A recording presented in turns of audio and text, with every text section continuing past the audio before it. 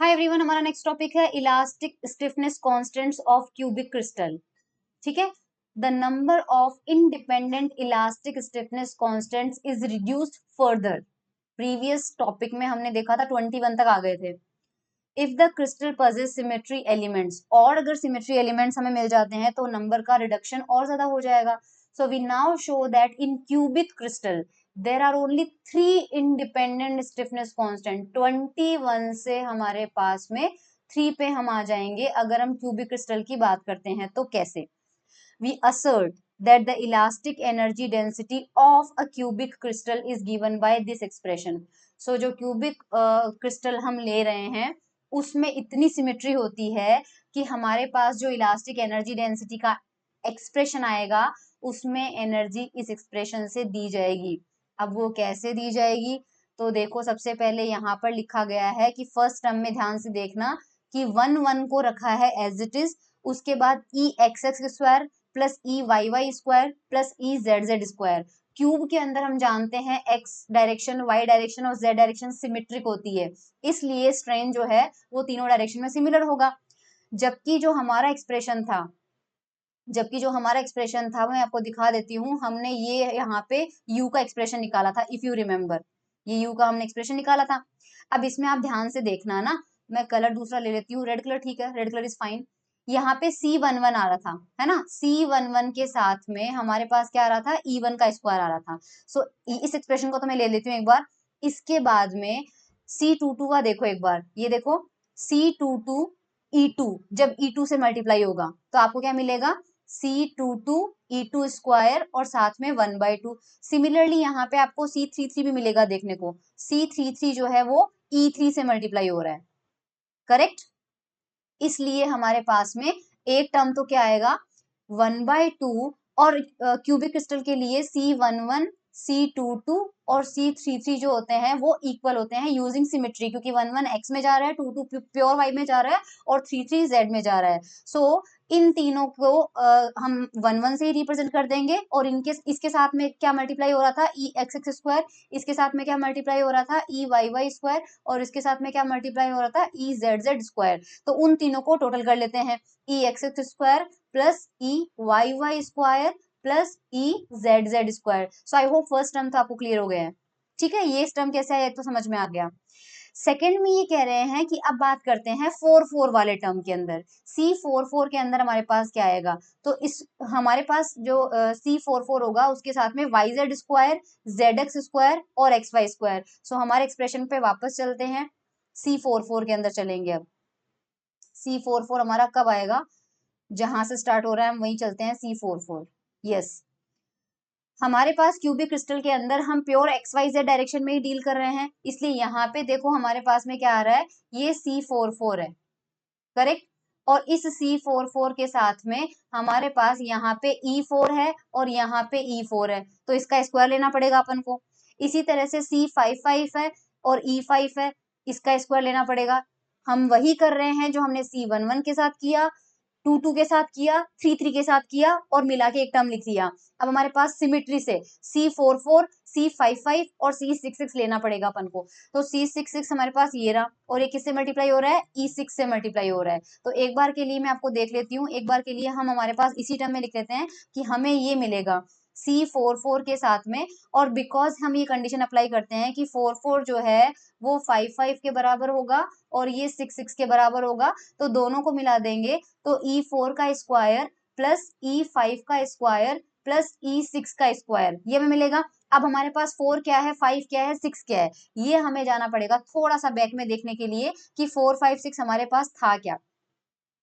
तो 4 देखो हमारे पास क्या है? वाई जेड, जेड एक्स और एक्स वाई, यही है हमारे पास, y z z x x y. तो ये हम पुट कर देते हैं, तो हमारे पास ओके। मैं भूल गई वापस, 4 क्या था? 4 है हमारे पास वाई जेड, तो हमारे पास यहाँ आ जाएगा e y z square. Okay, 5 क्या है? जेड एक्स का स्क्वायर, तो फिर ये पक्का ई एक्स वाई स्क्वायर होगा।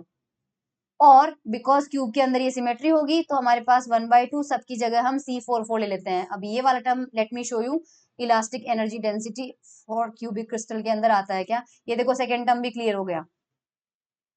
उसके बाद हमारे पास में यहाँ पे आ रहा है, देखो जहां पर भी प्योर वाई वाई होगा और प्योर जेड जेड का मल्टीप्लीकेशन होगा वो हम लेंगे, क्योंकि प्योर वाई वाई जो है वो वाई डायरेक्शन को रिप्रेजेंट करेगा और प्योर जेड जेड जो है वो मिक्स टर्म को रिप्रेजेंट नहीं करेगा, जेड जेड को करेगा। सो ये वाले ले लेते हैं, y y z z, z z x x और एक्स एक्स वाई वाई। तो वाई वाई जेड जेड का मतलब क्या है, वाई वाई क्या था हमारे पास, E2 था, तो बेसिकली यहाँ पे E2 E3 का मल्टीप्लीकेशन है, यहाँ पर E3 E1 का मल्टीप्लीकेशन है और यहाँ पे E1 E2 का मल्टीप्लीकेशन है। इन तीनों के मल्टीप्लीकेशन के साथ में एक ही कोफिशिएंट लिया जा रहा है C12। तो E2 E3 और E3 E1 और E1 E2 ये हमारे पास कहाँ पे है, तो एक्सप्रेशन में देख लेते हैं। इन सबके साथ में हमें C12 लेना पड़ेगा। तो कलर जो है वो दूसरा लेते हैं, कौन सा कलर लें, ग्रीन कलर ले लेते हैं, चलो ना। हाँ, यहाँ पे यहाँ कहा जा रहा है, ये रहा C12, है ना। तो एक बोल रहा है कि C12 वाला कोफिशिएंट लो, उसके साथ मल्टीप्लीकेशन में है E2 और यहाँ से E1, करेक्ट। तो मैं लिख लेती हूँ ये C12 E1 E2, C12 E1 E2, क्योंकि हमारे पास E1 जो है वो प्योर एक्स एक्स है और E2 प्योर वाई वाई है। उसके बाद में प्योर कहाँ पे आएगा, प्योर मतलब एक्स एक्स और वाई वाई प्योर कहाँ पे आएगा, क्योंकि क्यूबिक क्रिस्टल के लिए वो ही वैलिड होते हैं। उसके बाद में आएगा अपने पास में 1 3, क्योंकि 1 3 में भी हमारे पास में वही कंडीशन है। यस 1 3, ये रहा 1 3 के साथ में आ रहा है मल्टीप्लीकेशन में E1 E3, C13 E1 E3, good. चलिए आगे चलते हैं, ये रहा 1 4 E4, 1 4 E1 E4। अब देखो आगे नहीं लेंगे अपन, 5 नहीं लेंगे, क्योंकि 5 के अंदर मिक्स आ रहा था, 5 के अंदर मिक्सचर कैसे आ रहा था, 5 में मिक्स क्या आ रहा था, ये देखो 5 क्या था, Z और X का मिक्सचर है। तो ये क्यूबिक क्रिस्टल के लिए 0 हो जाएगा, इसको कंसीडर नहीं करेंगे, सिमेट्री में नहीं आएगा, सिमेट्री में केवल एक्स एक्स लेना है, वाई वाई लेना है और जेड जेड लेना है। तो 1 2 3 वाले लेंगे अपन सारे, लेकिन 1 2 3 वाले हमारे पास और हैं। और कैसे हैं, और कहाँ पे आएगा, और यहाँ पे आएगा, ये देखो E1 और E2 ये मल्टीप्लाई हो रहे हैं, लेकिन इस बार साथ में क्या है, C21 है। तो हमारे पास मिलेगा प्लस C21 और E1 E2। इसी तरह से आपको मिलेगा C31 E1 E3, इसी तरह से C41 E1 E4, ये मिलेगा हमें। हमने अभी भी देखा कि C अल्फा बीटा जो होता है वो C बीटा अल्फा के इक्वल है। इट मींस C12 जो है वो C21 के बराबर होगा। तो ये दोनों एक दूसरे के इक्वल होंगे, ये दोनों एक दूसरे के इक्वल होंगे और ये दोनों एक दूसरे के इक्वल होंगे। तो यहाँ से अपन C12 कॉमन ले लेंगे। सो हमारे पास E1 E2 और E1 E2 दो बार आ जाएगा, 2 E1 E2, ठीक है। सिमिलरली सेकंड वाले में अपन C13 ले लेते हैं, तो ट्वाइस ऑफ E1 E3 आ जाएगा। फिर अपन क्या करेंगे, C14 ले लेंगे और ट्वाइस ऑफ E1 E4 आ जाएगा, ये हमारे पास टर्म हो जाएगा। उसके बाद हमें क्या, उसके बाद हमें क्या करना है, देखो ओके नाउ, हाँ now for cubic crystal C12 is equals to C13 is equals to C14, तीनों इक्वल कर देते हैं क्यूबिक क्रिस्टल के लिए सिमेट्री से। सो ये भी बाहर कॉमन आ जाएगा सबको, है ना, और 2 भी सब में बाहर आ रहा है। तो हम हमारे पास आएगा E1 E2 plus E2 E3।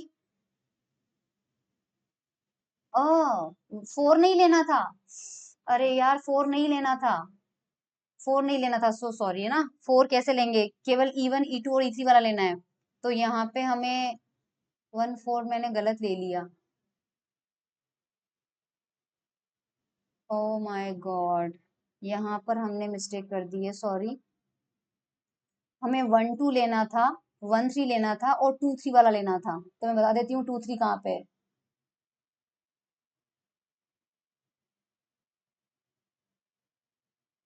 So sorry, हाँ ये रहा E2, ये रहा C23, ये E2 E3 से मल्टीप्लाई है ना, E2 E3 से हमें ये वाला लेना है, C23 लेना है, सो सॉरी। हाँ 4 वाला नहीं लेना था, यहाँ C23 आएगा और यहाँ आ जाएगा 2E2E3 आ जाएगा। तो यहाँ पे हो जाएगा हमारे पास सिमेट्री से ये इक्वल आ जाएंगे। सो हमारे पास E12 23 और 31 आ जाएगा। तो 2C12 आ जाएगा और E11 का मतलब हो जाएगा XX YY YY ZZ and ZZ XX। ठीक है, ये हमारे पास आ जाएगा। और अब हमें क्या करना पड़ेगा, एक्सप्रेशन में देखना पड़ेगा।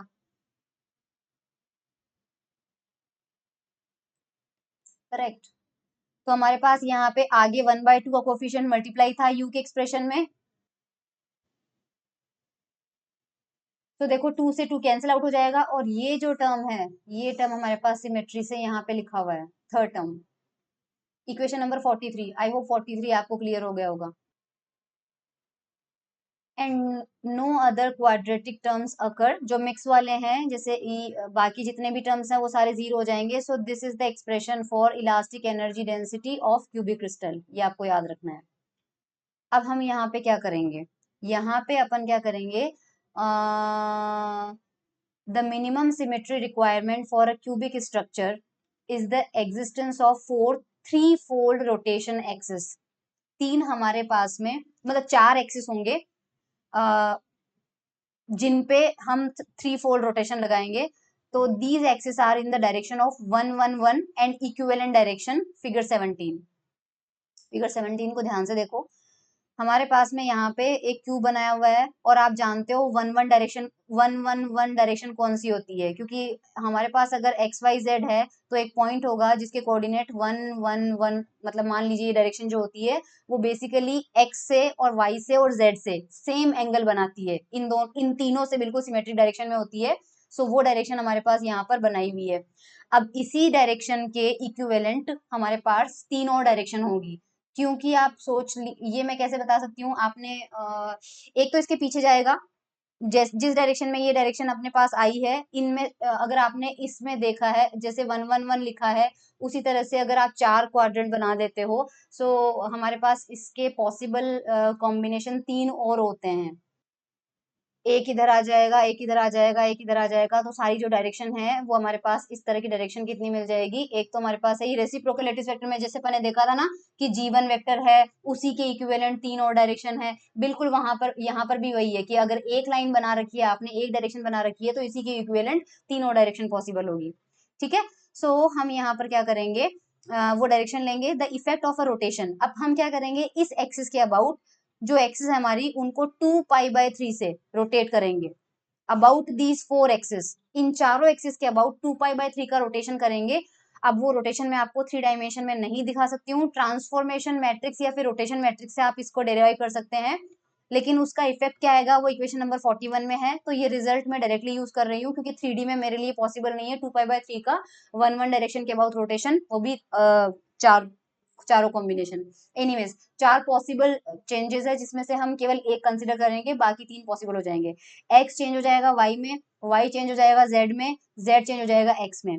सो according to the axis chosen under the first of these schemes, इन 4 में से ये सपोज हम पहली वाली स्कीम चूज करते हैं, तो E XX² plus EYY² plus EZZ² जो है वो क्या बनेगा, x जो है वो y में कन्वर्ट हो जाएगा तो x वाले की जगह y आ जाएगा, y जो है वो z में कन्वर्ट हो रहा है तो y की जगह z आ जाएगा, z जो है वो x की जगह कन्वर्ट हो रहा है तो हमारे पास यानी कि ये वाला टर्म और ये वाला टर्म सेम रहे।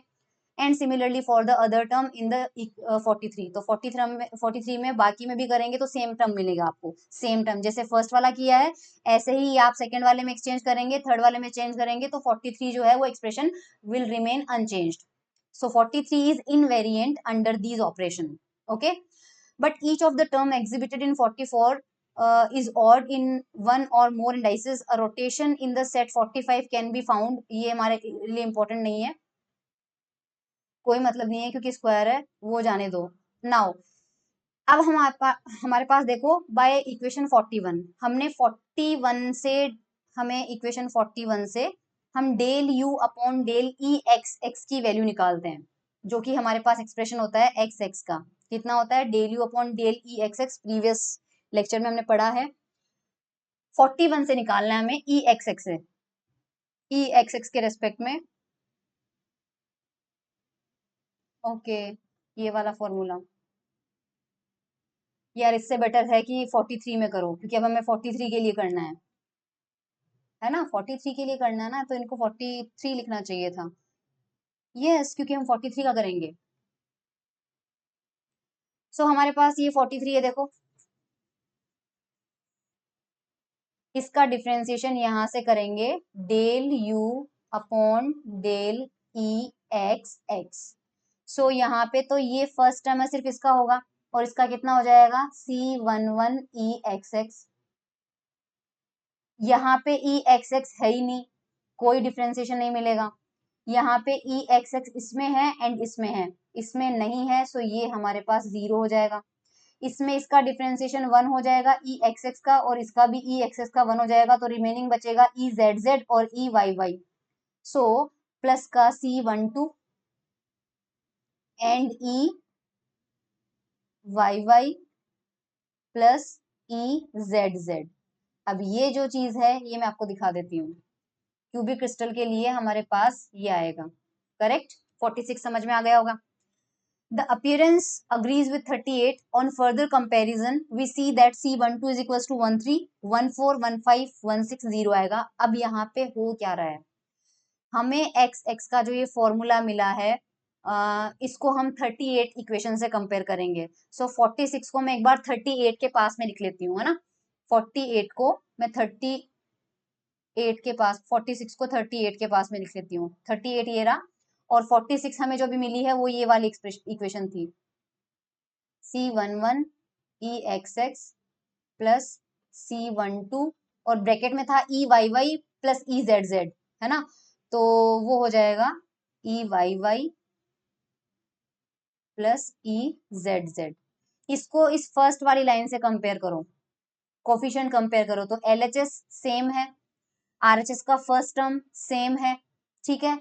अब यहाँ पे सेकेंड टर्म में क्या आ रहा है, C12 ई वाई, ये भी सेम है, मिल रहा है, लेकिन जो ई जेड जेड आ रहा है, ई जेड जेड का कोफिशिएंट हमारे पास कितना आ रहा है, C12, जबकि यहाँ पे कितना आ रहा है, C13। सो कंपैरिजन से हमें क्या रिजल्ट मिलेगा, C12 will be equal to C13, एक रिजल्ट तो ये होगा।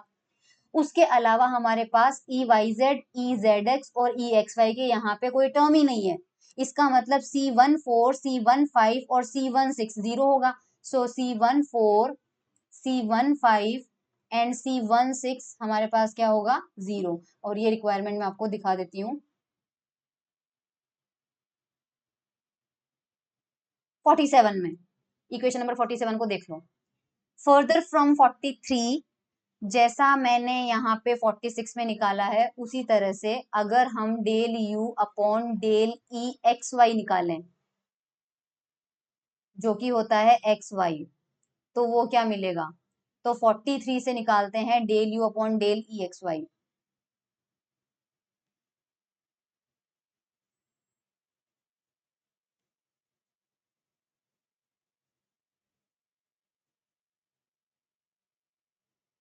Del u over del e x y, यहां से निकालते हैं।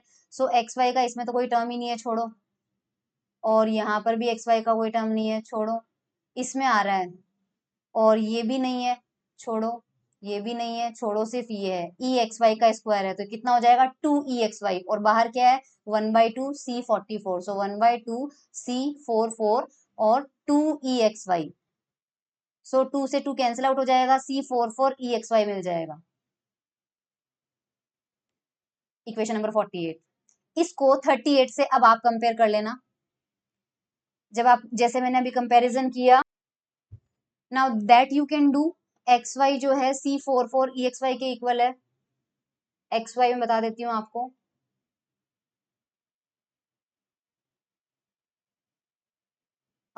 ये रहा लास्ट एक्स वाई, इसमें हमें ये C44, हमें क्या मिल रहा था, C44 EXY, ये मिल रहा था हमें किसके इक्वल, एक्स वाई के इक्वल। सो ई एक्स वाई का कोफिशिएंट यहाँ पे क्या है, ई एक्स वाई ये रहा, तो इसका मतलब C44 जो है वो C66 के इक्वल आ रहा है, और 61, 62, 63, 64, 65 0 आएंगे। Let's see, yes, equation number 49 मिल गया। अब ये सारे अप्लाई करेंगे अपन हमारे 43 में, और वापस वो इक्वेशन बनाएंगे, मैट्रिक्स वाली इक्वेशन जो हमारे पास में 38 को वापस लिख रहे हैं। 38 में हमारे पास में क्या है, देखो इसको इस तरह से लिखने का मतलब क्या है कि x को जब एक्सपांड करेंगे तो C11 इससे मल्टीप्लाई होगा, प्लस ये इससे मल्टीप्लाई होगा, प्लस ये इससे मल्टीप्लाई होगा, प्लस ये इससे मल्टीप्लाई होगा, प्लस ये इससे मल्टीप्लाई होगा, प्लस ये इससे मल्टीप्लाई होगा, और ये हमारे पास बनेगी x की इक्वेशन जो 38 में गिवन है। सिमिलरली y बन जाएगा, z बन जाएगा, yz और zx ये। लेकिन यहाँ पर अपने पास में c का जो मैट्रिक्स है वो बनेगी, वो लिखना है अपन को। सो उसका रिजल्ट अपन देख लेते हैं। हमारे पास में फर्स्ट में यहाँ पे जो सी वाली मैट्रिक्स है वो मैं बना लेती हूँ। 6x6 की मैट्रिक्स थी, और वो मैट्रिक्स थी C11, C12, C13, C14, C15, C16। First row ये थी।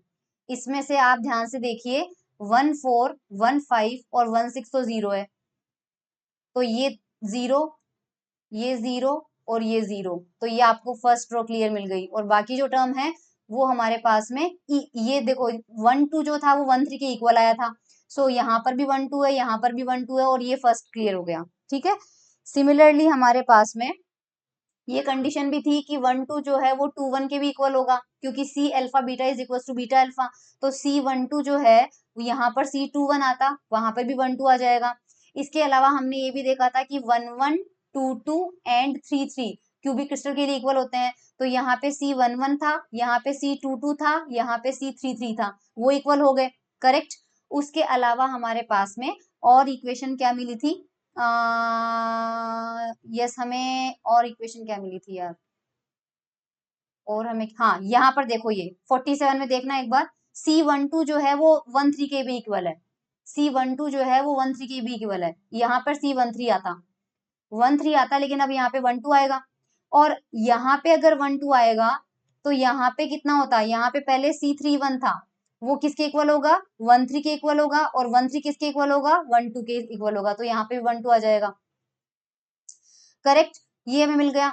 और उसके अलावा हमें क्या मिलेगा, और हमें रिलेशन क्या मिलेगा, और हमें कुछ रिलेशन मिला हुआ है क्या।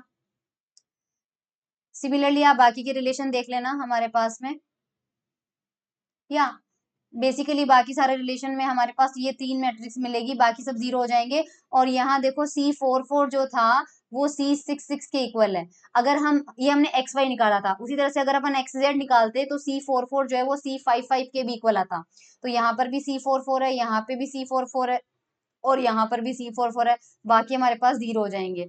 सो अब देखते हैं हमारे पास नंबर ऑफ स्टिफनेस कांस्टेंट कितने डिफरेंट हुए। एक तो C11 हुआ, एक C12 हुआ, ठीक है, दिस इज 1, दिस इज 2। यहाँ पर भी C12 है, नहीं लेंगे, C12 है, नहीं लेंगे, C11 को नहीं लेंगे, C12 को भी नहीं लेंगे, C12 को भी नहीं लेंगे क्योंकि रिपीटेड है, 1 2 को भी नहीं लेंगे, और 1 1 को भी नहीं लेंगे, और C ये 3। तो क्यूबिक क्रिस्टल के लिए 21 से कितने पे आ गए अपन, 3 पे आ गए। तो हमें 3 स्टिफनेस कांस्टेंट हमें मिल चुके हैं, जो कि हमें स्टार्टिंग में ही बोला गया था। कहाँ पे बोला गया था, कहाँ पे बोला गया था यार, कहाँ पे तो बोला गया था। Yes, we now show that in cubic crystal there are only 3 independent stiffness constant. So बीच में थोड़ा सा आपको वो एनर्जी के फॉर्मूले में गड़बड़ हो गया था, उससे आपका टाइम वेस्ट हो गया होगा। Anyways, this was elastic energy in cubic crystal. ठीक है,